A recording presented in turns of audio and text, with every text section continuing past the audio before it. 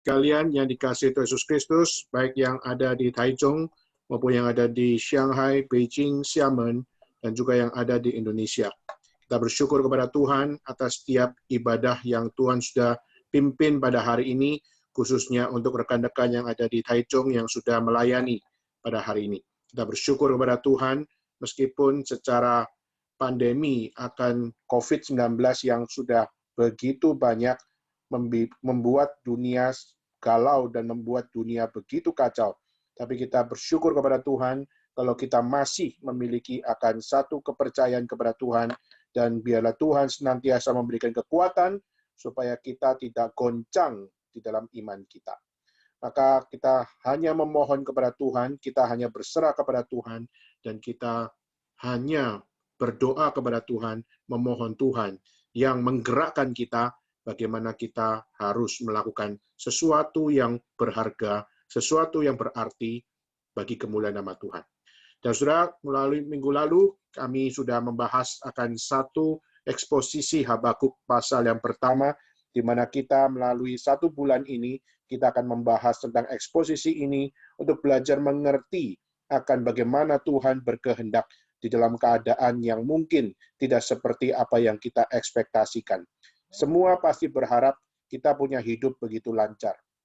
Kita pasti berharap hidup begitu memiliki akan satu hal yang membuat kita comfort. Tetapi kita justru harus belajar melihat bagaimana kitab suci justru juga mengajarkan bagaimana hidup kita akan juga mengalami akan apa yang namanya goncangan. Tapi bagaimana kita berharap, bagaimana kita beriman, dan bagaimana kita belajar untuk bersandar kepada Tuhan. Maka sebelum kita akan mendengar firman Tuhan, saya mengundang semuanya untuk kita tundukkan kepala, kita bersama-sama berdoa, memohon Tuhan memimpin kita. Bapa dalam surga, kami bersyukur kepada Tuhan atas setiap pemeliharaan Tuhan yang Tuhan masih nyatakan bagi kami. Kami berterima kasih karena belas kasihan Tuhan, dan juga setiap apa yang menjadi anugerah Tuhan yang terus Tuhan hadirkan bagi kami. Kami hanya dapat bersyukur, karena kami tahu tanpa Tuhan berkehendak, maka hidup kami pasti kacau balau. Hidup kami pasti akan jatuh di dalam depresi maupun di dalam frustasi. Tapi kami hanya tahu satu jalan, yaitu bagaimana kami bersandar kepada Tuhan. Tuhan yang memberikan hikmat, Tuhan yang memberikan bijaksana, Tuhan yang menggerakkan kami yang pasif ini untuk kami dapat melakukan sesuatu bagi Tuhan. Mohon Tuhan yang berbelas kasihan bagi kami, bila Tuhan yang juga menjaga kami, supaya kami baik yang ada di China, kami yang ada di Taiwan, maupun kami yang ada di Indonesia, kami masih dapat belajar melihat pimpinan Tuhan hadir bagi kami. Terima kasih ya Tuhan, kami bersyukur, berterima kasih, dan menyerahkan akan setiap waktu kami ke depan dalam tangan-Mu. Dan biarlah pemberian firman Tuhan, berikan hikmat bijaksana kepada hamba-Mu, untuk dapat menyatakan kebenaran dengan berani. Dan biarlah Tuhan berikan hikmat untuk supaya apa yang dikatakan adalah sesuatu yang sungguh-sungguh menggugah setiap kami masing-masing untuk mau kembali kepada kebenaran. Dan jangan biarkan kami semuanya hanya sekedar lewat begitu saja. Tapi gelisahkan kami ya Tuhan, bila Roh-Mu yang kudus senantiasa dapat memberikan akan satu direction bagi kami, memberikan goncangan untuk kami bertobat. Dan kami memohon kepada Tuhan, biarlah kami dapat menjalani seluruh kehidupan kami, bersandarkan kepada firman yang Tuhan anugerahkan. Mohon belas kasihan Tuhan. Mohon kerendahan hati dapat menjadi hal yang terungkap dalam hati kami semua. Dan biarlah Tuhan yang berbelas kasihan sekali lagi, untuk membuat kami mengerti kebenaran firman Tuhan, dan dapat melaksanakan kebenaran firman. Inilah doa kami ya Tuhan, kami bersyukur, berterima kasih, menyerahkan semuanya dalam nama Yesus Kristus, kami memohon kepada Tuhan. Amin. Saudara, mari kita bersama-sama membaca akan satu bagian dalam kitab suci. Minggu lalu kita sudah membaca dari Habakuk pasal yang pertama, ayat 1 sampai ayat yang ke-11. Dan hari ini saya akan mengajak saudara sekalian untuk membaca akan Habakuk pasal yang pertama. Kita membaca ayat 12.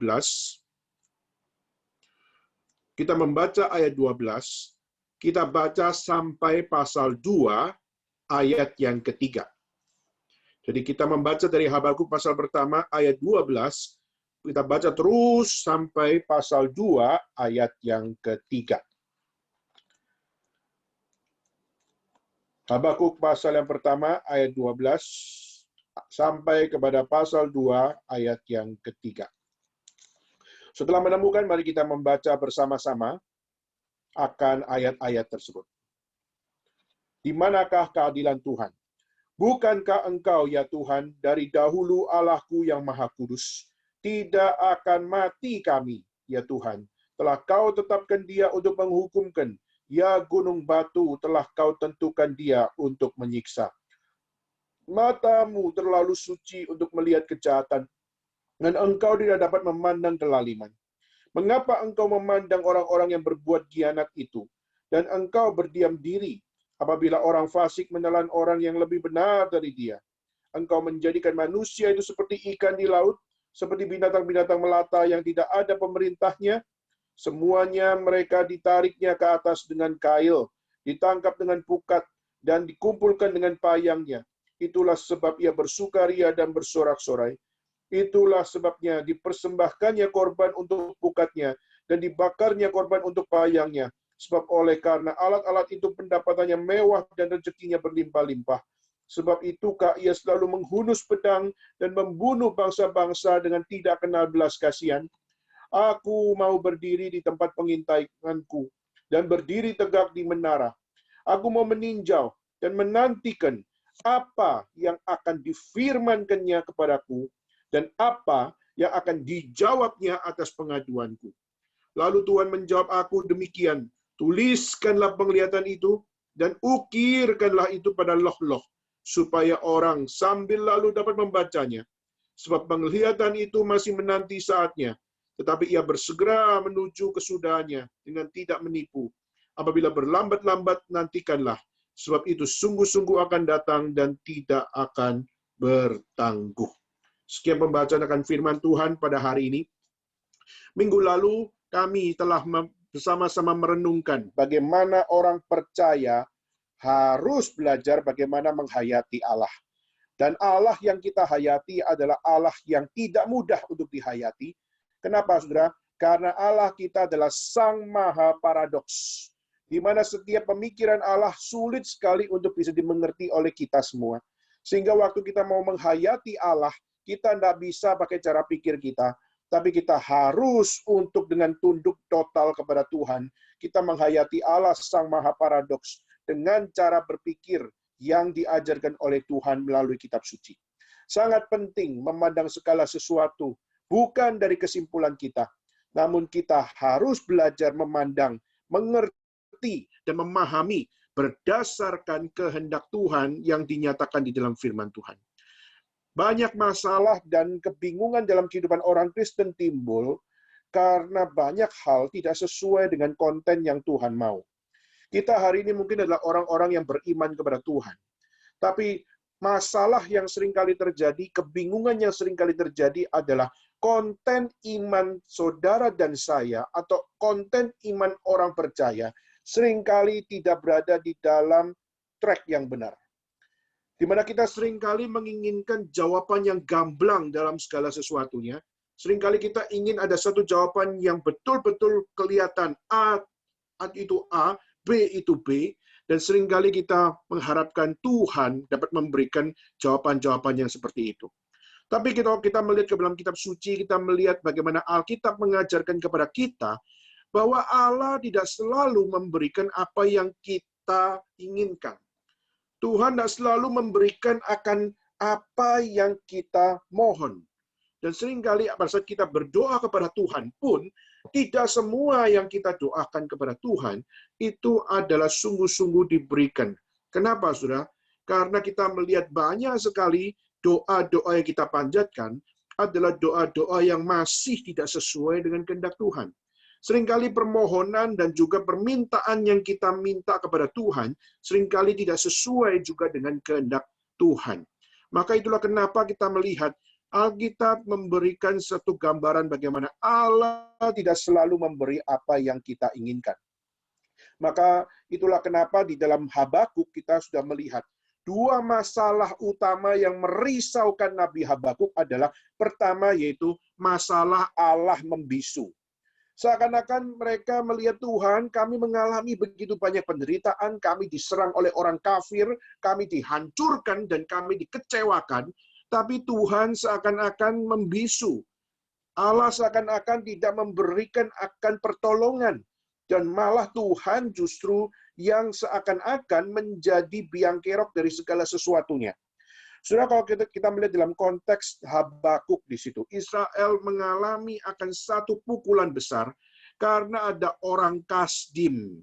Orang Kasdim adalah bangsa kafir, di mana orang kafir ini atau bangsa kafir ini yang namanya bangsa Kasdim, mereka menghancurkan Israel, mereka menghantam Israel, dan Allah seakan-akan diam. Padahal kalau kita melihat di dalam tulisan Habakuk, coba lihat dewanya Kasdim. Dewa Kasdim adalah dewa yang dibuat oleh tangan mereka sendiri. Dewa Kasdim adalah dewa yang dibuat oleh manusia sendiri.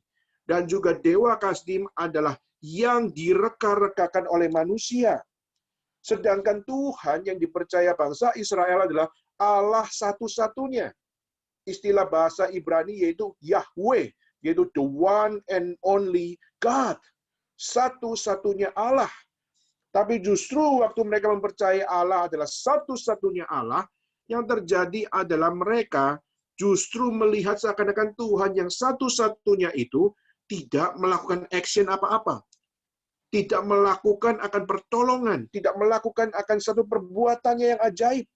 Dan justru orang Kasdim, bangsa kafir itu, menghancurkan, menginjak-injak, dan membawa martabat Israel menjadi jatuh. Allah seakan-akan diam. Maka di situ kita melihat, itulah yang menjadi kondisi Habakuk. Melihat bangsanya yang moralnya tidak beres, tapi justru yang tidak beres ini dihancurkan oleh bangsa yang lebih nggak beres lagi. Saudara, kalau bangsa Israel, bangsa yang tidak beres, lalu dihancurkan oleh bangsa yang lebih beres, itu secara logika bisa diterima. Karena memang dia tidak beres, maka Tuhan hukum dengan yang lebih baik, menghukum yang tidak baik. Tapi justru Alkitab justru menyatakan cara kerja Tuhan adalah juga bisa memakai bangsa yang lebih bobrok daripada bangsa Israel untuk menjatuhkan dan memukul dan juga untuk menggoncangkan bangsa Israel. Saudara, itulah menjadi sebuah pertanyaan pertama, yaitu masalah bagaimana Tuhan, where is your action? Di manakah engkau?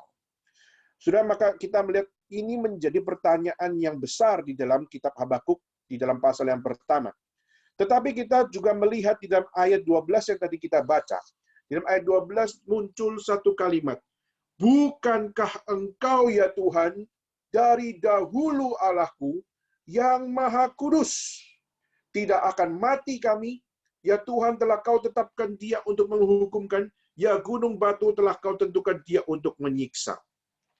Di sini Habakuk berusaha untuk memberikan akan satu kesadaran kepada dirinya sendiri. Di satu sisi dia mempertanyakan Tuhan, kenapa engkau diam? Tuhan, kenapa engkau tidak menolong kami? Tapi ayat 12 justru juga membuat dia menyadari bahwa apa? Membuat dia menyadari bahwa Habakuk masih mengingat Tuhan adalah Allah yang kekal. Dia masih mengingat Allahnya adalah Allah yang kudus. Dia masih mengingat Allahnya adalah the one and only God yang tidak bisa dibandingkan dengan ilah-ilah manapun. Maka saudara, itulah kenapa pada saat Habakuk mengatakan bahwa bukankah engkau ya Tuhan dari dahulu Allahku yang maha kudus, tidak akan mati kami. Tidak akan mati kami ya Tuhan. Karena kau telah tetapkan dia untuk menghukumkan. Nah, saudara, ini menjadi satu gambaran bagaimana di satu sisi dia bertanya tentang Tuhan, tapi satu sisi yang lain dia tahu Allah adalah kekal, tidak seperti ilah yang dipuja orang lain, maka dia pun belajar untuk memahami satu hal, yaitu apapun keputusan Allah, apapun yang dikehendaki oleh Allah, itu adalah kedaulatan Allah yang harus dibuka dengan lapang dada, di dalam pengertian Allah tidak mungkin salah. Allah tidak pernah bersalah. Allah tidak pernah hanya berjanji. Tapi kita percaya bahwa Allah dapat memakai segala cara untuk menyatakan kemuliaannya. Termasuk memakai orang Kasdim, memakai orang kafir untuk menghukum Israel. Saudara, masalah Allah membisu ini sudah jadi tema yang paradoks yang banyak diangkat di dalam dunia ini, khususnya dalam dunia literatur. Saudara, banyak sekali kalau kita melihat tema tentang the problem of evil, tema tentang Allah membisu, itu sudah menjadi banyak pembicaraan-pembicaraan yang akhirnya dituangkan dalam dunia literatur maupun dalam dunia entertainment. Saudara mungkin bisa melihat akan satu film, kalau di dalam dunia entertainment, ada satu film yang itu diangkat dari satu buku yang ditulis oleh Susaku Endo. Susaku Endo adalah seorang novelis Jepang, dan dia menuliskan dan dia menggambarkan tentang bagaimana orang memiliki pertanyaan teologis tentang Tuhan. Dan salah satunya yang ditulis adalah salah satu bukunya yang terkenal hari ini, bahkan diangkat di dalam perfilman hari ini, adalah judulnya Silence. Judulnya adalah Hening. Susaku Endo waktu bikin akan novel itu dengan judul Silence, itu menjadi satu buku yang sangat booming sekali, di mana menggambarkan orang yang percaya kepada Tuhan itu bukan cuma percaya Tuhan di dalam kelebihannya atau di dalam keimanannya, tapi juga termasuk di dalam kelemahannya. Dan saudara, satu sisi kita banyak hal nggak setuju dengan isi buku itu, tapi paling tidak tema ini diangkat. Meskipun tema ini diangkat di dalam interpretasinya dia, tapi kita juga melihat bagaimana tema ini juga menjadi penting, khususnya untuk bagaimana orang belajar untuk mengikut Tuhan. Saudara, saya akan kutip satu cerita di balik semuanya itu, di mana kita melihat orang-orang Katolik pada zaman tahun 50-an atau zaman tahun 40-an, itu mengalami begitu banyak akan satu hal di mana mereka menjadi agama yang cukup banyak berkembang. Khususnya di mana? Khususnya berada di area Hong Kong atau di area Macau, dan juga mereka coba untuk masuk ke China. Sebenarnya Katolik sudah berpuluh-puluh tahun yang sebelumnya sudah pernah masuk ke China. Tapi ada satu kali Portugis datang, dan juga Portugis menjajah akan Macau. Sehingga Macau, tempat tersebut menjadi tempat yang sangat-sangat western nice, sehingga akhirnya kita melihat budaya yang ada di Macau bukan lagi budaya Chinese, tapi sangat dipengaruhi oleh kebudayaan Portugis. Dan kita melihat pemberitaan Injil juga dilakukan oleh para missionaries yang melakukan akan pelayanan di sana. Dan sudah melayani untuk orang Chinese itu sangat susah. Melayani untuk orang Tionghoa untuk bertobat itu sangat susah. Sehingga di situ kita melihat para missionary mereka harus untuk belajar bahasa Cantonese. Mereka harus belajar akan bagaimana menuliskan aksara Mandarin, lalu bagaimana untuk memberitakan Injil kepada orang-orang yang ada di Macau. Dan akhirnya kita melihat begitu banyak orang-orang yang dengan satu kesabaran, para missionary itu memberitakan Injil, mengajarkan Injil, dan juga membawa berita tentang Kristus kepada mereka. Tapi ada satu masa bagaimana pada saat itu Jepang datang, dan Jepang mengunjungi akan Hong Kong, mengunjungi akan Macau, dan sempat untuk melakukan agresi di situ. Dan waktu itu Macau didatangi oleh Jepang, lalu akhirnya begitu banyak akan missionary yang dibunuh. Banyak missionary yang dipermalukan, dan banyak missionary yang dijadikan mainan untuk apa? Untuk menjadi tertawaan bagi orang-orang Jepang. Dan salah satu kisah yang dicatat di dalam Susaku Endo, yaitu The Silence, itu adalah pada saat ada satu kisah bagaimana missionary dan juga ada satu orang yang telah menerima Yesus sebagai juru selamat melalui pelayanan missionary itu. Dan akhirnya saudara, dua orang ini dihukum akan hukuman yang sama. Yaitu apa? Yaitu di dalam dua pohon, lalu dipasang tali, lalu akhirnya diikatkan kepada kaki missionary dan juga kaki orang yang menerima Injil, orang Chinese yang menerima Injil. Lalu akhirnya ditarik sampai ke atas, lalu akhirnya di bawah itu dibikin kubangan, di mana kubangan itu dibikin lubang, lalu lubang itu diisi dengan kotoran manusia. Lalu ditaruh kotoran manusia begitu banyaknya, begitu baunya, lalu dikatakan kepada misioneri ini, kalau kamu tidak mau bertobat, kalau kamu tidak mau mengingkari Yesus sebagai juru selamat, kalau kamu tidak percaya bahwa Allah itu adalah Nippon, maka kamu akan 1 senti demi 1 senti akan diturunkan sampai bertemu muka dengan kotoran tersebut. Dan saudara, yang satu adalah missionary, yang satu adalah orang yang menerima Injil dari missionary tersebut. Maka satu demi satu berkata, saya tidak akan mengingkari Yesus Kristus. Tapi akhirnya setiap hari 1 senti, 1 senti, 1 senti, setiap hari dikasih kotoran itu. Kotoran itu kering, ditumpukin lagi yang baru. Lalu ditumpukin lagi yang baru. Setiap hari selalu baru. Setiap pagi selalu baru, seperti saat teduh saja. Maka setiap hari diisi kotoran, ditumpuk terus-menerus. Ya saudara, akhirnya saudara menjadi satu hal. Para missionary itu, dia sangat bergumul. Setiap hari dikasih bau yang begitu menusuk, dikasih bau yang begitu busuk, dan dikasih akan bau yang sangat-sangat menyengat. Dia tidak tahan. Dia muntah-muntah setiap hari. Tiap hari dia mengeluarkan kotorannya di atas pohon, lalu dia juga muntah-muntah dari mulutnya. Dan dia kencing di celananya sendiri. Dan akhirnya Nabi tidak diizinkan untuk turun dari pohon itu. Digantung terus-menerus. Saudara, inilah sebuah hal mungkin kita bisa katakan inilah physical suffering. Di situ akhirnya sang missionary itu, dia bergumul luar biasa. Dia kelaparan, tapi dia juga tidak bisa keluarkan kotoran, sehingga akhirnya di sanalah dia keluar kotoran, di sanalah dia keluarkan air kencingnya, di situlah dia juga bau kotorannya ada di bawah, dan juga dia muntah-muntah dan sebagainya. Keadaan seperti ini adalah satu physical suffering. Dan saudara lihat, physical suffering menjadi realita orang percaya. Dan saudara tahu apa yang dimunculkan di dalam buku itu.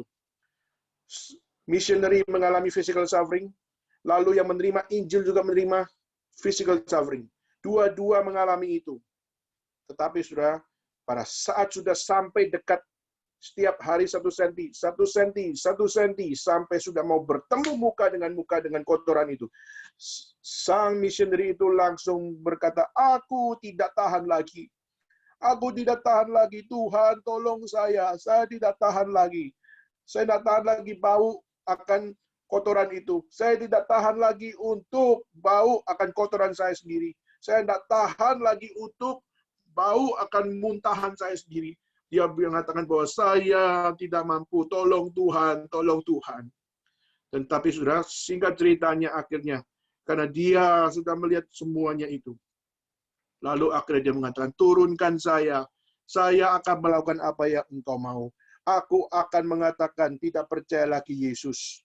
Saya akan mengatakan bahwa saya tidak akan lagi mengikut dia. Aku menyangkal Yesus. Missionary itu berkata seperti itu. Dan akhirnya orang Jepang itu ketawa-ketawa dan akhirnya menurunkan dia. Dan sebelahnya yang adalah orang yang menerima Injil, dia terkaget-kaget. Terkaget-kaget kenapa? Terkaget-kaget karena bukankah engkau yang memberitakan Injil kepada saya? Bukankah engkau yang memperkenalkan Yesus kepada saya? Bukankah dia sudah mati untuk kamu dan juga mati buat saya?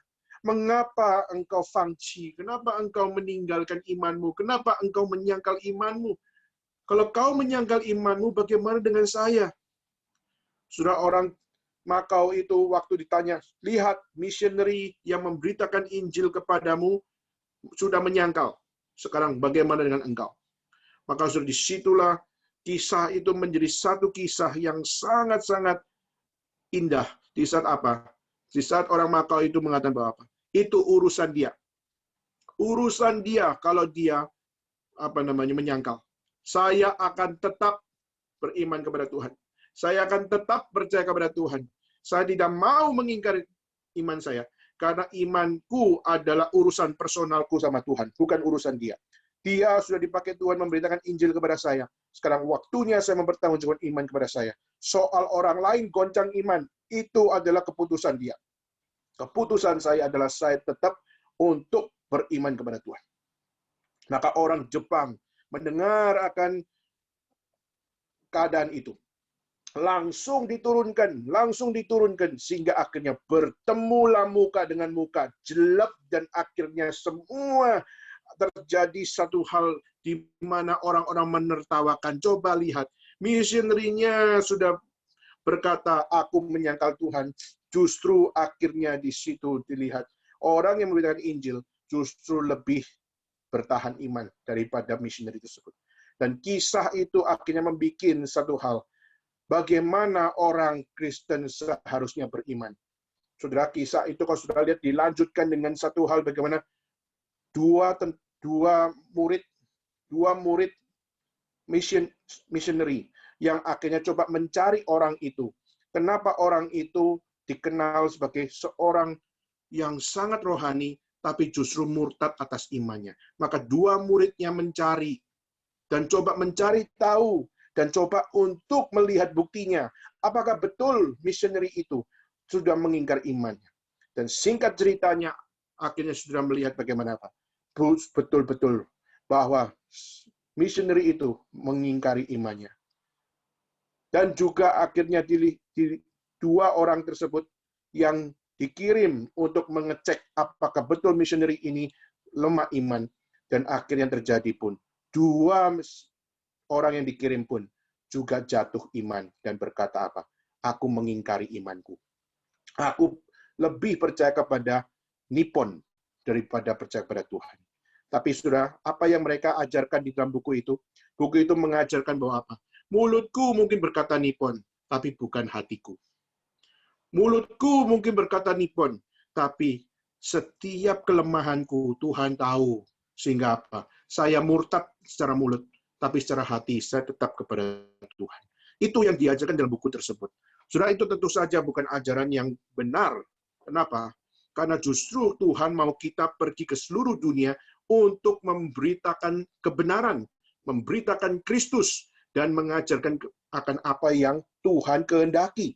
Maka saudara, itu adalah satu pertanyaan yang waktu diungkapkan di dalam novel, bahkan diungkapkan di dalam film, tentang Tuhan membisu, itu adalah sesuatu yang sangat-sangat tidak mudah, dan banyak interpretasi digambarkan seperti itu.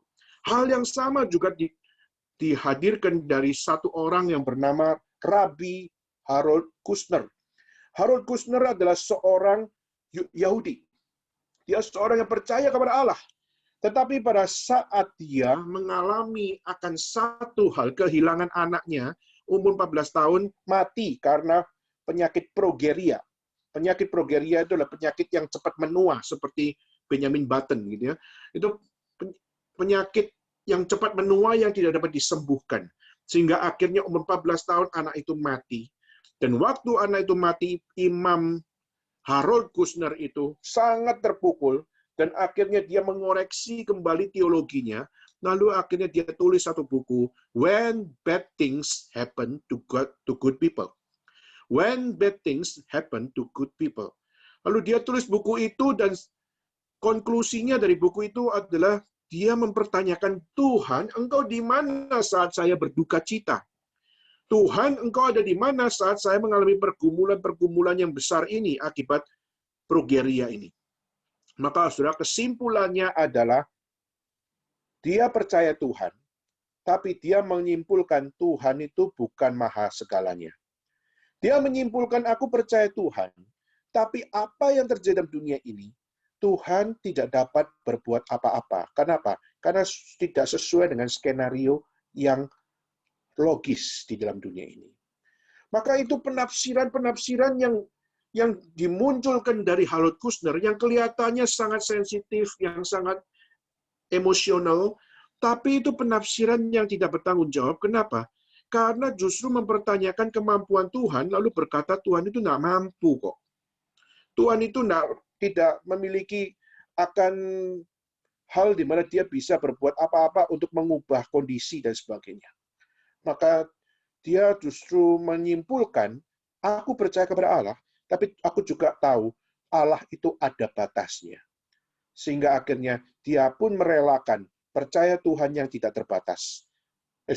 Mempercayai Tuhan yang terbatas. Dan mempercayai Tuhan yang tidak maha di dalam segalanya. Sehingga Tuhan yang dipercaya adalah Tuhan yang tidak mampu.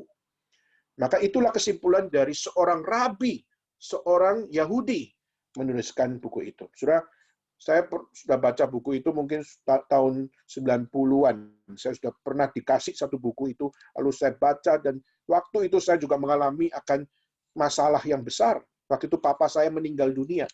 Waktu papa saya meninggal dunia, lalu saya dapat buku itu, lalu waktu saya baca buku itu, saya seakan-akan mengatakan buku ini sangat mengerti saya. Buku ini sangat sensitif terhadap saya. Karena saya kehilangan ayah saya, dan ini juga orang ini kehilangan anak kesayangannya. Maka saudara, di waktu itu saya merasa buku ini sangat mengerti dan sangat emosional. Tetapi justru sekarang saya tahu buku itu justru menggoncangkan iman saya. Buku itu salah satu yang membuat saya tidak lagi mengikut Tuhan dengan serius. Dan itu yang menjadi salah satu buku yang mempengaruhi saya waktu saya masih muda untuk tidak mau terlalu aktif melayani Tuhan. Kenapa? Karena Tuhan tidak mampu mengubah segala sesuatu. Ayah saya adalah orang yang paling saya sayang. Karena dia selalu dekat dengan saya dan dia selalu memberikan akan satu hal, bagaimana segala sesuatu dalam perjalanan hidup saya. Dia selalu aktif untuk mendekat kepada saya. Dan dia justru waktu meninggal dunia, pukulan besar buat saya. Tapi justru buku Harold Kushner yang waktu itu diberikan oleh teman saya, bukan buku yang menguatkan saya, tapi justru buku yang membuat saya jauh daripada Tuhan. Maka saudara, kita harus kembali. Habakuk sungguh-sungguh depresi dan frustasi mengalami semuanya. Tapi dia tidak kehilangan iman. Dia betul berada dalam dunia realitas. Tapi dia juga percaya Tuhan adalah Tuhan yang kudus, Tuhan yang maha.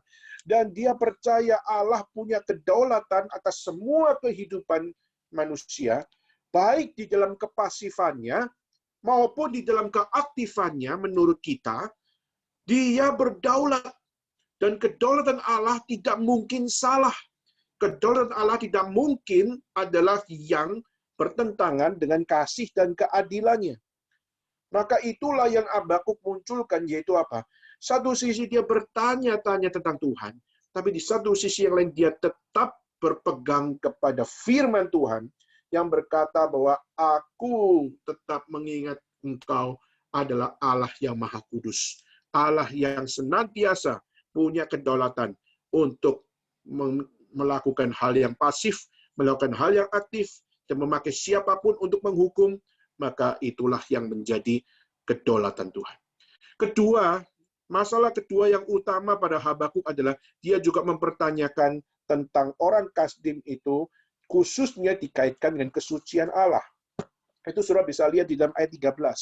Di dalam ayat 13 waktu ditulis, matamu terlalu suci untuk melihat kejahatan.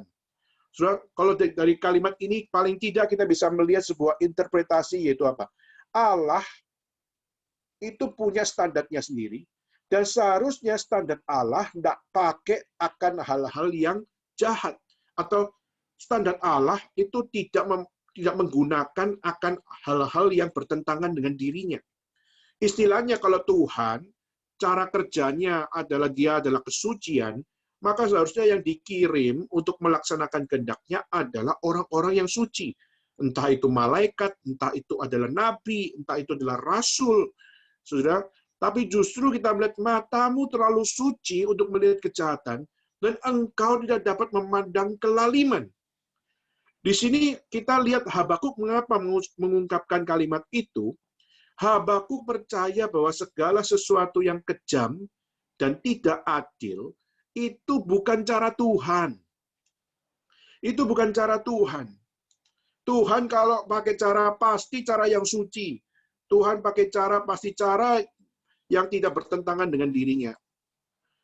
Saudara, itulah kenapa kita melihat kita terkadang sulit memahami kehendak Tuhan di dalam kondisi realitas hidup kita. Kalau kita lihat apa yang dikatakan oleh Habakuk ini nggak bertentangan dengan perjanjian baru. Jadi kalau dia mengatakan matamu terlalu suci untuk melihat kejahatan, engkau tidak dapat memandang kelaliman. Habakuk mengatakan itu sangat sinkron dengan apa yang ada perjanjian baru di dalam 1 Yohanes pasal 1 ayat 5. 1 Yohanes pasal 1 ayat 5 dikatakan apa? Allah adalah terang, dan di dalam dia sama sekali tidak ada kegelapan. Sudah? Maka kita bisa lihat itu sinkron banget. Mata Tuhan terlalu suci untuk melihat kejahatan, berarti tidak, istilahnya itu kesucian dengan kejahatan itu tidak bisa satu line. Ya. Lalu kita melihat bagaimana apa yang menjadi kelaliman dengan apa yang namanya hikmat bijaksana Tuhan. Ini juga nggak bisa connect. Karena apa? Dua hal yang berbeda. Seperti terang dan gelap. Di dalam terang nggak ada gelap. Maka saudara, itu adalah satu gambaran yang kita bisa ngerti. Saudara. Tetapi, waktu kita melihat bagaimana Tuhan justru memakai orang Kasdim untuk menelan orang yang lebih benar daripada mereka. Lalu digambarkan orang fasik menelan orang yang lebih benar daripada dia, yaitu adalah orang Israel justru ditelan oleh bangsa Kasdim. Ini menjadi pertanyaan yang tidak gampang bagi Habakuk. Israel memang bobrok moralnya. Tapi orang Kasdim kan lebih bobrok. Kenapa Tuhan kok pakai orang Kasdim untuk memproses atau menghajar orang Israel? Kalau pakai konteks kita hari ini adalah, kalau pakai konteks kita adalah, kita ini orang Kristen. Oke lah, kita orang Kristen tidak sempurna, kita kadang-kadang kurang beriman kepada Tuhan, kadang-kadang kita masih pakai kekuatan kita sendiri. Tapi kenapa kok Tuhan izinkan misalnya komunisme berjaya, menginjak-injak orang Kristen, gereja dihancurkan, lalu juga ke gereja tidak diperbolehkan untuk memiliki ibadah secara bebas dan publik dan sebagainya. Lalu Tuhan izinkan komunisme memiliki kuasa untuk apa? Untuk menutup jalan bagi orang Kristen untuk memberitakan Injil. Jelas-jelas kafir komunis itu. Tapi kok Tuhan izinkan ya? Saudara, kita kira-kira bisa mengerti pertanyaan Habakuk. Kita adalah orang yang senasib dengan Habakuk, di mana Habakuk seakan-akan tidak bisa ngerti cara pendekatan Tuhan yang misterius itu. Saudara, kita paling bisa memahami akan konteks Habakuk seperti ini. Kita bisa memahami apa yang ditanyakan oleh Habakuk. Kenapa? Habakuk itu sama kayak kita. Kita sama-sama manusia, kita sama-sama orang berdosa. Kemampuan kita untuk mengerti kehendak Tuhan sama-sama terbatas. Sehingga melihat realita-realita seperti itu, punya pertanyaan, itu alamiah banget sebagai manusia berdosa. Alamiah banget untuk kita bertanya, why Tuhan? Mengapa Tuhan? Engkau memakai cara seperti ini dan cara seperti itu. Tetapi sudah kita coba lihat dalam ayat 13, waktu si Habakuk mengatakan, matamu terlalu suci untuk melihat kejahatan, engkau dapat melihat kelaliman. Mengapa engkau memandangi orang yang berbuat khianat dan engkau berdiam diri, apabila orang fasik menelan orang yang lebih benar daripada dia? Saudara, ini menjadi satu hal seakan-akan mempertanyakan bahwa apa? Tuhan, kau nggak seharusnya pakai cara seperti itu. Tidak seharusnya, tidak seharusnya, tidak seharusnya. Namun, Habakuk tetap membawa pertanyaan itu kepada Tuhan, menyerahkan kepada Tuhan, dan mohon kepada Tuhan, supaya Tuhan, engkau yang memberikan hikmat kepada dia. Dia menyadari, aku tidak mampu mengerti kehendak Tuhan. Aku tidak mampu mengerti cara berpikirnya Tuhan. Tapi hal yang baik di saat kita tidak mampu adalah bukan kita menjauhi Tuhan dan kita melawan Tuhan. Tapi justru waktu kita kagak mampu, yang perlu menjadi respon saudara dan saya adalah, bawalah pertanyaan itu kepada Allah, dan serahkanlah kepada Allah untuk memberikan hikmat kepada kita. Jangan kita justru mempertanyakan kepada Allah, dan akhirnya kita menghukum Allah, dan kita mengatakan bahwa aku tidak butuh Allah, dan sebagainya. Habakuk punya pertanyaan, tapi dia justru menyerahkan kepada Tuhan, minta hikmat bijaksana Tuhan, ajar saya untuk memahami pertanyaan itu, dan ajar saya untuk menjalankan semua seturut dengan apa yang Tuhan mau. Saudara, hal ini pun juga tercermin dari doa Yesus waktu ada di Getsemani. Hal ini pun juga menjadi respon yang menunjukkan Yesus datang ke dunia juga adalah sebagai Allah 100%, tapi dia juga mengosongkan dirinya menjadi manusia 100%, di mana dia di dalam doanya di Getsemani mengatakan apa? Dalam Matius pasal 26 ayat 39. Apa yang dimunculkan di situ? Dikatakan, "Ya Bapakku, jikalau sekiranya mungkin, biarlah cawan ini lalu daripadaku." Sudah sama. Apa yang muncul di Habakuk, apa yang muncul pada Yesus, juga adalah yang seringkali juga muncul di dalam hati kita. Tuhan, kalau bisa penderitaan ini jangan kami alami. Kalau boleh COVID-19 jangan terlalu lama. Dan kalau bisa COVID-19 bisa menjadi hal yang dapat dibereskan oleh manusia. Sehingga bisa kita bergerak seperti sedia kala. Saudara, kita punya harapan-harapan seperti itu. Tapi Yesus juga mengajarkan, "Ya Bapakku, jikalau sekiranya mungkin, biarlah cawan ini lalu daripadaku."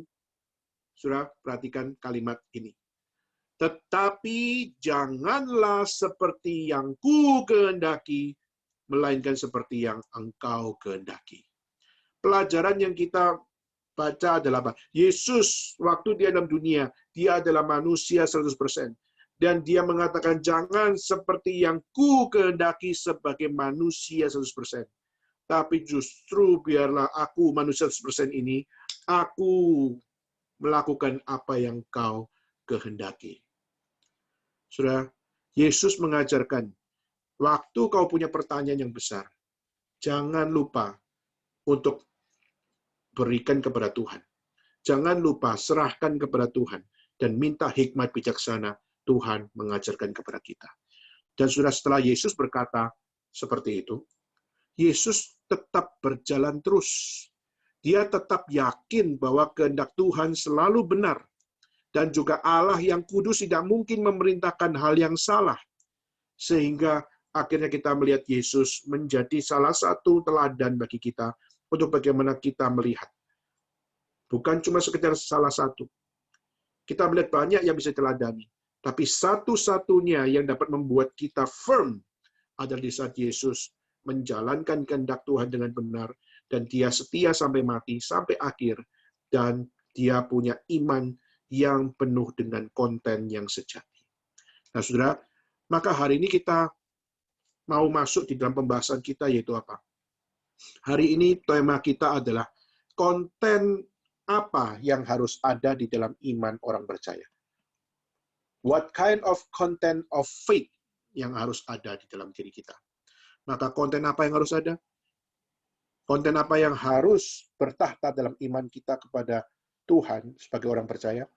Maka sudah kita hari ini coba lihat di dalam pasal 2.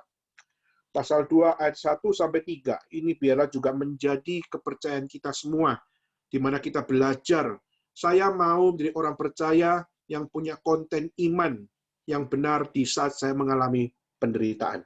Saya mau belajar memiliki konten iman orang percaya yang benar di saat saya hidup sebagai orang percaya di dalam keadaan yang mungkin tidak mudah untuk dihidupi.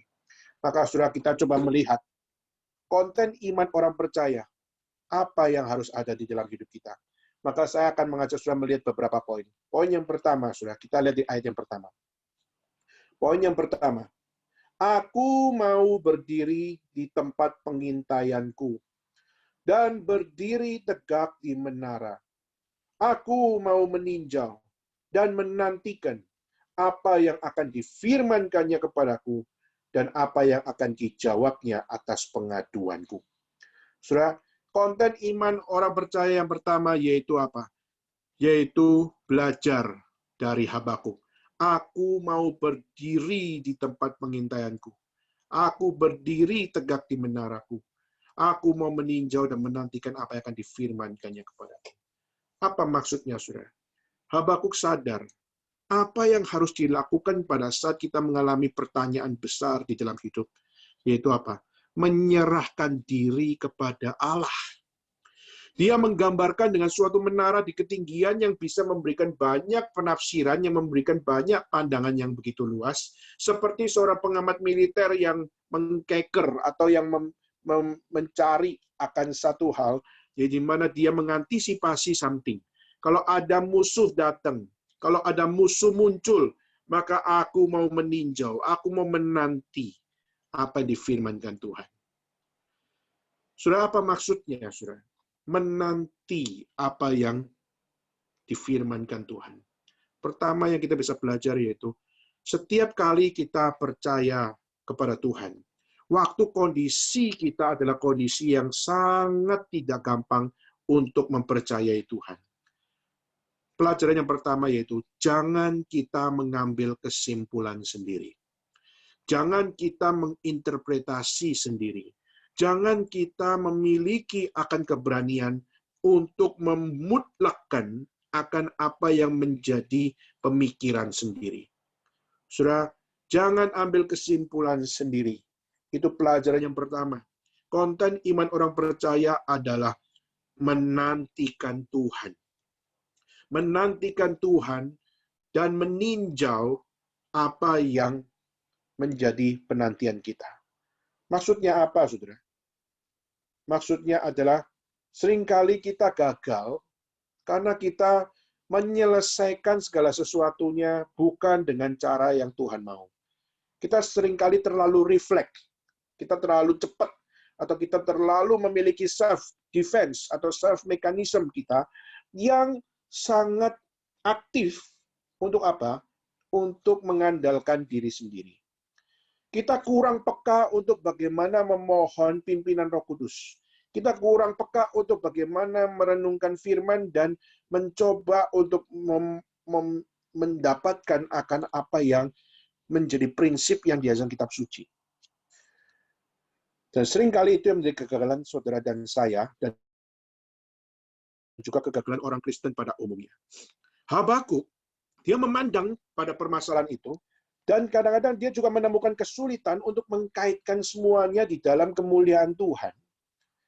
Melihat akan apa yang terjadi dengan Israel, dengan bangsa Kasdim itu membuat akan Habakuk sangat-sangat tidak kurang bisa mengerti Tuhan. Tapi rahasia penting yang Habakuk ajarkan yaitu apa? Pergi ke menara, berdiri di tempat tinggi, melihat kepada Allah, dan hanya kepada Allah melalui firman-Nya. Saudara, tentu saja ini bukan sebuah letterlock. Bagaimana kalau saudara memiliki masalah, lalu saudara langsung naik ke, misalnya saudara naik ke gedung apartemen, saudara naik ke lantai 30, lalu saudara berdiri di tempat tinggi itu, lalu saudara berkata, seperti Habakuk pergi ke menara, seperti Habakuk berdiri di tempat tinggi, seperti Habakuk melihat pandangan luas. Saudara, mungkin orang-orang dunia akan pikir kamu mau bunuh diri kali ya, gitu kan? Tapi justru yang dikatakan Habakuk bukan secara letterlock untuk surat harus melakukan segala sesuatu dengan kita naik menara, lalu kita memandang semuanya, lalu kita akhirnya menyimpulkan sendiri. Justru Habakuk mau mengajarkan kepada kita yaitu apa? Aku pergi ke menara, aku berdiri dan mengintai. Di situ adalah mengajarkan bahwa apa? Bahwa mempercayai Tuhan mampu untuk melihat segala sesuatunya. Tuhan mampu menampung pertanyaan-pertanyaan kita. Dan Tuhan di dalam kehendak-Nya akan memberikan hikmat bijaksananya kepada kita. Maka yang perlu kita mohon kepada Tuhan yaitu apa? Tunggulah Tuhan, nantikan Tuhan. Saudara, kita jangan terlalu cepat untuk dengan cara kita untuk melakukan segala sesuatunya. Kita harus cross-check dengan kehendak Tuhan. Kita harus cross-check dengan apa yang difirmankan oleh Tuhan. Sedikit lamban untuk kita bergerak. Tapi dengan apa yang kita lakukan itu sesuai dengan apa yang Tuhan mau. Itu jauh lebih penting. Memang kita perlu kadang-kadang harus untuk dengan gerak yang begitu cepat. Misalnya apa? Kalau tangan saudara terbakar, saudara juga nggak perlu untuk berkata apa? Aku tunggu kehendak Tuhan dulu, yang nggak usah, saudara. Kalau memang ada namanya ada api lalu membakar tangan saudara, masa saudara akan berkata apa? Saudara berkata bahwa Tuhan, saya minta kehendak-Mu, apakah tangan saya ini harus dilepaskan atau tidak, apa saya biarkan saja tangan saya terbakar. Itu kurang hikmat. Saudara, satu sisi kita diberikan hikmat sebagai manusia, kita diberikan hikmat sebagai ciptaan.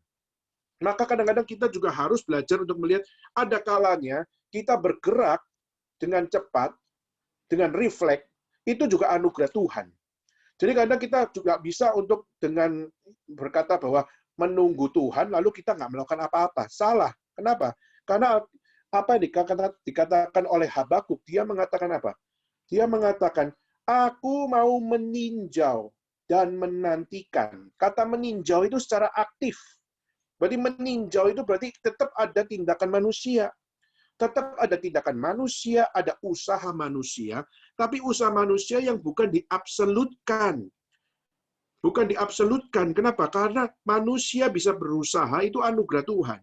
Tapi juga jangan usaha manusia itu diabsolutkan. Nah, problemnya adalah hari ini kita seringkali bergerak dengan aktif atau kita melakukan segala sesuatu dengan cepat, tapi apa yang kita lakukan, apa yang kita kerjakan, itu terlalu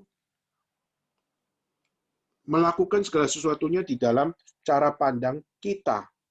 Sehingga akhirnya kita nggak bisa memahami kehendak Tuhan, karena kita sudah terlalu salah timing di dalam segala sesuatunya. Maka saudara, itulah kenapa Habakuk justru mengajak kita untuk melihat bagaimana dia meninjau. Berarti dia meninjau dengan hikmatnya, dia meninjau dengan pikirannya, dia meninjau dengan hatinya, dia meninjau, tapi dia juga menanti Tuhan. Menanti hikmat Tuhan. Menanti akan apa yang menjadi pengetahuan yang lebih benar untuk diisi di dalam imannya. Maka saudara, iman kita butuh penantian ini. Kita perlu belajar dari Habakuk, yaitu apa? Tuhan, apakah saya selama ini hanya meninjau hidup saya, meninjau hidup orang lain, meninjau pelayanan, meninjau pekerjaan, meninjau studi, tapi saya tidak pernah menanti Tuhan, menanti firman, menanti akan hikmat Tuhan. Surah Alkitab di bagian yang lain dalam Filipi pasal 4 ayat 6-7 ada ditulis, janganlah engkau khawatir dengan apapun juga, tetapi nyatakanlah dalam segala hal keinginanmu kepada Allah dalam doa dan permohonan dengan ucapan syukur, damai sejahtera Allah, dan perhatikan kalimat belakang ini, yang melampaui segala akal. Ini menunjukkan bahwa Tuhan memang nggak bisa dimengerti sama kita secara perfect. Betul-betul yang melampaui segala akal. Berarti Tuhan sungguh-sungguh memang butuh hikmat bijaksana yang dianugerahkan Tuhan, baru kita bisa memahami segala sesuatunya. Karena cara kerja Tuhan, kehendak Tuhan, memang melampaui segala akal kita semua sebagai manusia berdosa. Tapi Filipi juga melanjutkan dengan apa? Akan memelihara hati dan pikiranmu di dalam Kristus Yesus. Jadi secara kualitas Tuhan memang cara kerjanya melampaui segala akal, tetapi ada pemeliharaan Tuhan. Memelihara hati, ada pemeliharaan Tuhan, memelihara pikiran di dalam Yesus Kristus. Maka di sinilah kita melihat bagaimana Habakuk belajar mengajarkan kepada kita konten iman harus diisi dengan bukan dengan kesimpulan sendiri, bukan dengan usaha sendiri, walaupun kita harus berusaha, tapi kita harus belajar menantikan apa yang difirmankan Tuhan kepada kita. Menantikan pekerjaan Tuhan kepada kita. Menantikan hikmat bijaksana Tuhan kepada kita. Menantikan Dia berkarya di dalam hidup kita. Poin pertama, konten iman orang benar harus di dalam penantian akan Allah, bukan mengabsolutkan perbuatan pribadi. Kedua adalah kita bisa belajar, yaitu jangan kita sekedar diam, tetapi kita perlu berharap pada jawaban Tuhan. Seringkali kita berdoa, kita sudah, contohnya seringkali kita berdoa syafaat. Oke, kita berdoa untuk apa? Kita berdoa untuk pemerintah, kita berdoa untuk COVID-19, kita berdoa untuk apa yang namanya live streaming gereja dan sebagainya. Oh, kita banyak sudah berdoa syafaat. Tapi pertanyaannya, apakah kita berharap akan jawaban Tuhan atas apa yang kita doakan? Sudah seringkali kita berdiam diri. Seringkali kita setelah berdoa, itu selesai. There is no more connection. Istilahnya pada saat kita berdoa, kita sudah tidak memiliki harapan atas jawaban Allah. Istilahnya kalau kita mau kerja, kalau kita memiliki kesempatan untuk interview, kita menanti jawaban. Entah itu kadang-kadang harus kita tunggu cepat atau kita tunggu dengan lama. Tapi kalau jawaban itu muncul, saudara, itu adalah sesuatu hal yang kita sangat-sangat harapkan. Pada saat kita berdoa, apakah kita berharap pada jawaban Tuhan?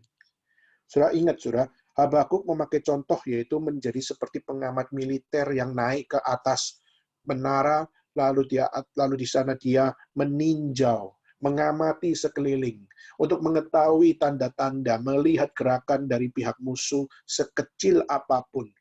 Ada informasi sekecil apapun itu adalah sebuah something. Nah, Habakuk mengajak kita untuk apa? Meninjau, mengajak kita untuk menantikan apa yang difirmankan oleh Tuhan. Tapi menantikan bukan sekedar apa yang difirmankan oleh Tuhan melalui kitab suci. Tapi juga kita belajar berharap akan berharap itu juga di dalam setiap apa yang kita doakan. Habakuk menyatakan itu di dalam doa. Dia menyatakan pertanyaannya kepada Tuhan dengan doa. Dia mempertanyakan cara kerja Tuhan melalui doa. Dia mempertanyakan bagaimana saya harus beriman kepada Tuhan melalui doa. Nah, saudara, seringkali kita berdoa kepada Allah, tapi kita justru adalah orang yang tidak melakukan sesuai dengan goal yang ada di dalam doa. Doa di situ seringkali kita tidak meninjaunya. Kita tidak waspada, dan kita seringkali berdoa. Kita terlalu terserah sama Tuhan, tanpa penantian. Kita orang reform, percaya Tuhan berdaulat atas segala sesuatu, dan seringkali kejatuhan kita di dalam doa adalah kita hanya berdoa, kita tidak waspada, sehingga kita terlalu percaya kedaulatan Allah, sehingga kita tidak menanti. Seringkali kita kurang menanti Tuhan Allah. Saudara, Habakuk tetap berjaga-jaga. Habakuk tetap berharap tanda-tandanya datang sewaktu-waktu kepadanya. Melihat bagaimana orang Kasdim yang mempermalukan Israel, dia bisa di dalam kehendak Tuhan melihat ini cara kerja Tuhan yang cuma secara temporary. Saudara, kalau nanti baca bagian yang lain, saudara akan menemukan bagaimana bangsa Kasdim tidak selamanya adalah bangsa yang berjaya. Karena setelah bangsa Kasdim diizinkan Tuhan untuk menghancurkan Israel, akhirnya bangsa Kasdim juga dihancurkan oleh bangsa Persia, media Persia. Maka menunjukkan bahwa cara kerja Tuhan itu tidak mengatakan bahwa yang jelek atau yang jahat akan dipelihara oleh Tuhan. Tidak. Tuhan hanya mengizinkan bangsa Israel dipukul oleh mereka. Tapi Tuhan juga menghukum mereka karena kejahatan mereka. Ya. Saudara, baru-baru ini di Jakarta lagi mengalami akan satu hal, bagaimana waktu COVID-19 begitu mengglobal dan juga begitu sampai membuat gereja-gereja Tuhan kalang kabut karena tidak diizinkan oleh pemerintah untuk mengadakan kebaktian. Ada satu pendeta karismatik yang sampai memviralkan apa yang dia katakan dengan mengatakan COVID-19 harus diusir dalam nama Yesus Kristus. Lalu dia mengatakan bahwa orang Kristen harus berbahasa roh untuk memperkuat imun mereka supaya tidak terjangkit COVID-19. Saudara, ini penafsiran, saudara. Dan penafsiran seperti ini adalah penafsiran yang justru digambarkan yaitu apa? Kalau kita tidak kuat imunnya, maka kita justru adalah orang-orang yang tidak di dalam Kristus. Jadi COVID-19 harus diusir dalam nama Yesus Kristus, maka untuk memperkuat imunnya dengan bahasa roh. maka bahasa roh menjadi akan satu hal memperkuat imun. Tapi hari ini kita melihat banyak pendeta-pendeta yang justru pendeta karismatik banyak yang meninggal dunia. Apakah karena mereka tidak berbahasa roh? Banyak pendeta-pendeta yang baru-baru ini ikut konferensi dan akhirnya 20 orang terjangkit, lalu ada beberapa meninggal. Pertanyaan, apa karena mereka tidak berbahasa roh? Padahal mereka adalah pendeta yang berbahasa roh. Tapi kenapa dia meninggal? Kenapa? Apa karena imun yang tidak kuat? Apa karena tidak bisa diusir dengan nama Tuhan Yesus? Saudara, ini menjadi satu pro and kontra. Hari ini banyak orang-orang akhirnya menjadi mempertanyakan kekristenan, dan akhirnya banyak orang-orang yang hari ini menjadi orang Kristen berkata apa? Orang Kristen self-defeating. Orang Kristen senjata makan Tuhan. Bilang kalau dengan bahasa roh, maka kamu bisa memperkuat imun. Tapi justru banyak pendeta-pendeta karismatik, di mana mereka berbahasa roh, tapi justru mereka mati. Apa karena bahasa rohnya tidak bisa memperkuat imunnya, atau salah untuk berdoa, atau salah untuk di dalam nama Yesus. Saudara, ini salah satu pukulan, akhirnya banyak orang-orang yang mengatakan, saya tidak mau lagi menjadi Kristen. Kenapa? Karena orang Kristen tidak sesuai dengan faktanya. Bicara seperti ini, faktanya seperti ini. Dan akhirnya menunjukkan, berarti kamu mengajarkan hal yang salah. Satu sisi kita bersyukur, kalau ada pengajaran yang salah, terkuak. Tapi satu sisi yang lain, kita juga harus untuk menangis.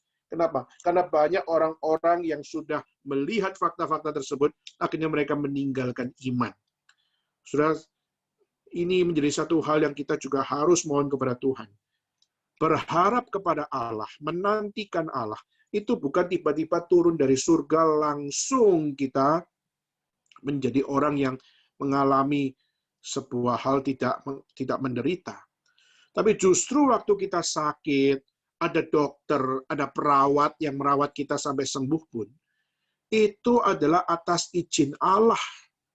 Bahwa sembuh bukan datang dari dokter, sembuh bukan datang dari perawat.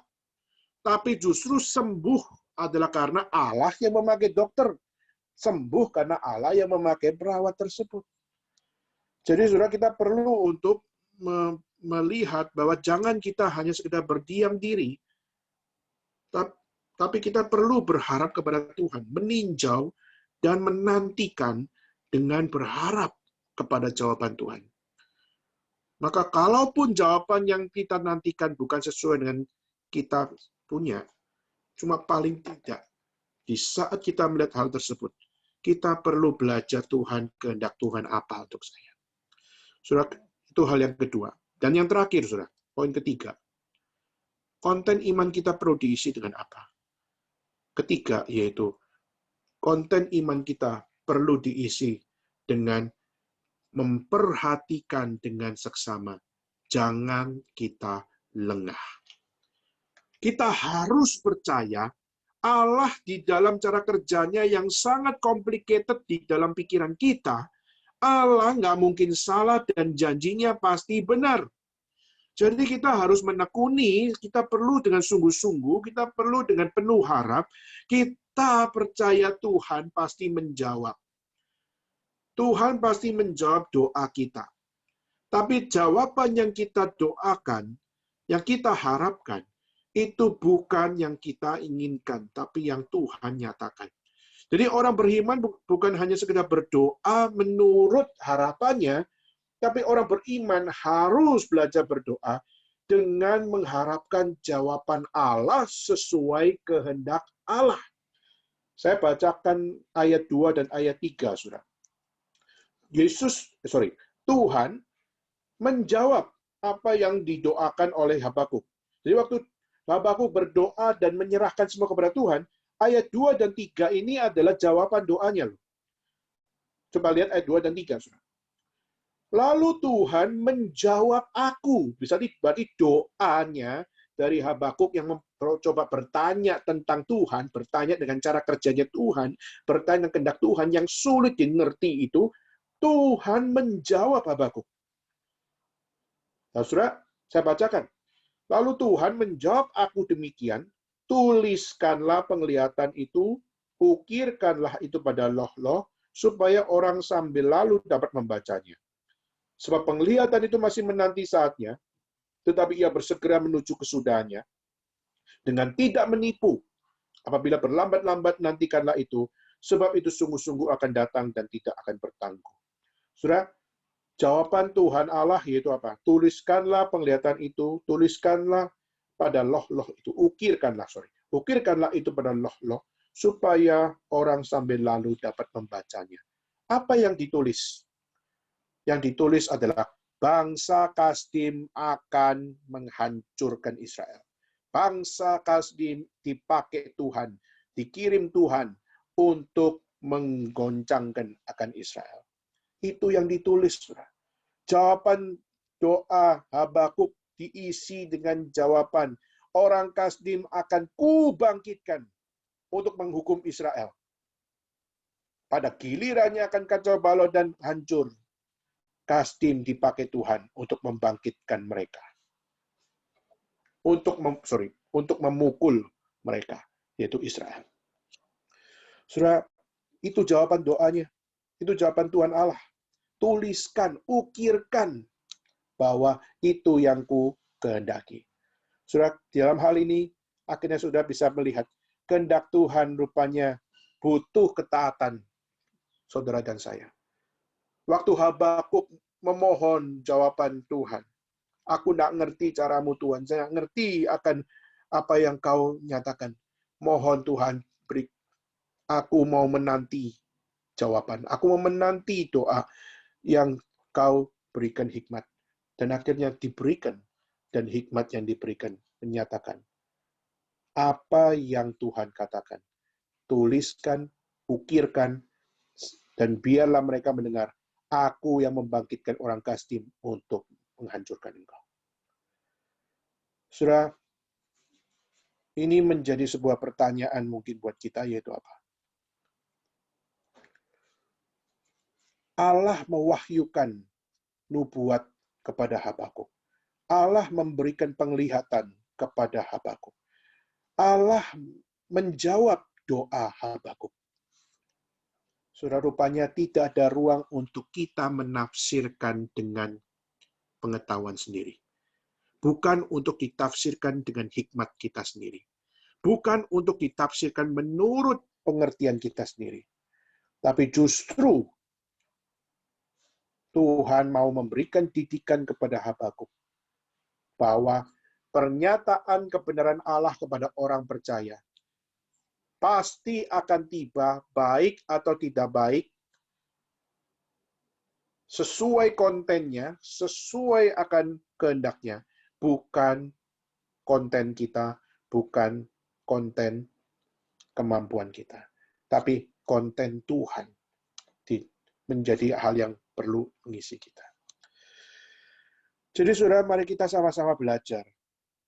Konten iman sejati bagi orang percaya harus memperhatikan dan menantikan Tuhan.